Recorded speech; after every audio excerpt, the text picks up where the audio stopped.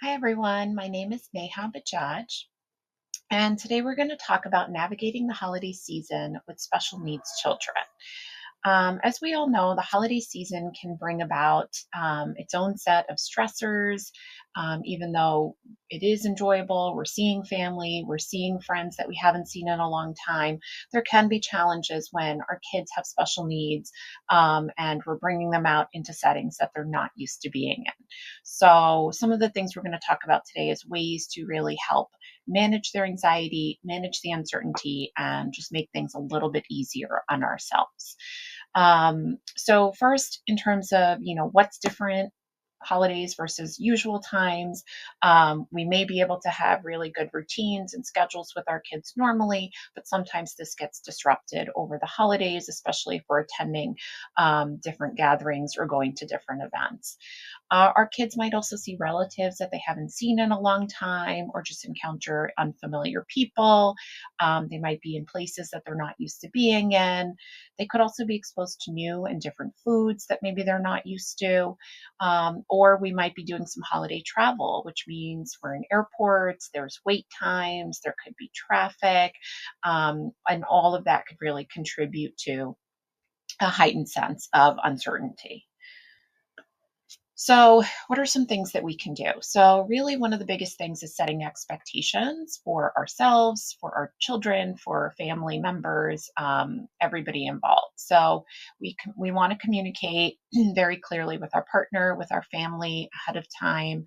What do we expect this to look like, so that we can then also clearly communicate that to our kids. We also want to be realistic with ourselves, with our family, again, about what we think our children might be able to handle. So, if grandma's having a dinner at her house, how long do we think that our child will actually last? And just being really upfront about that and not feeling bad about it. Um, Also being flexible with what our kids can handle. So that could mean opting out of certain things, or maybe just opting our kids out of certain things if we feel like it's going to be too much and it's just not going to be enjoyable. And really also letting go of perfection and comparisons heading into the season, right? So every family does it differently, kids have different needs, and that's totally fine. Another way to help manage the stress of this time is really coping ahead, especially for any gatherings that you might be attending. So I find it very helpful to always let my kids know what to expect, who else is going to be there, how long you plan to be there, really just helping them understand what they're walking into.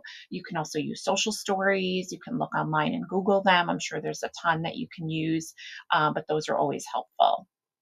It's also nice to bring familiar items or activities that will help your kids feel comfortable, but also keep them occupied. And we'll talk about that more in a moment. You can also bring safe foods or inform the hosts about any dietary restrictions that your kids might have. And then I think it's always helpful to have an exit plan in case you might need to leave early. So, for some families, that might look like bringing two cars in case one child is just done and ready to go home. One person can go home and take them, and the rest of the family can stay. So these are just some examples of pack ahead activities. If you're going away, if you're taking a trip, or you're just going to a family gathering, you can bring holiday crafts to help keep your kids occupied. This can also be a good way to help them socialize with other kids. You can bring games that they're used to playing at home. Again, this can help with socialization.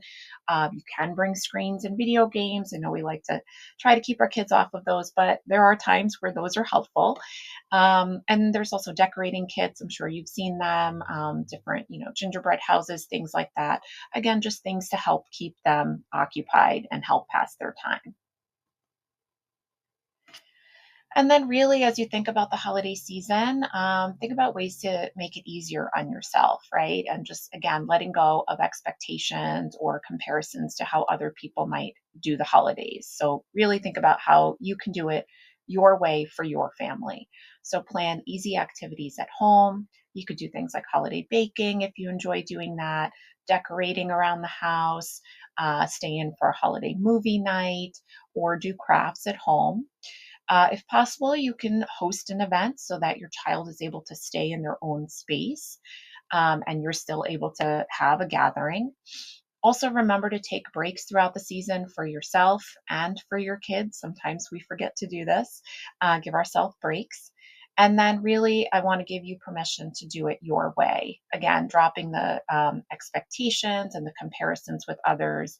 You want to do what feels good for you, what feels celebratory of the holidays for you, but also what works well for your family. All right. Thanks so much and happy holidays.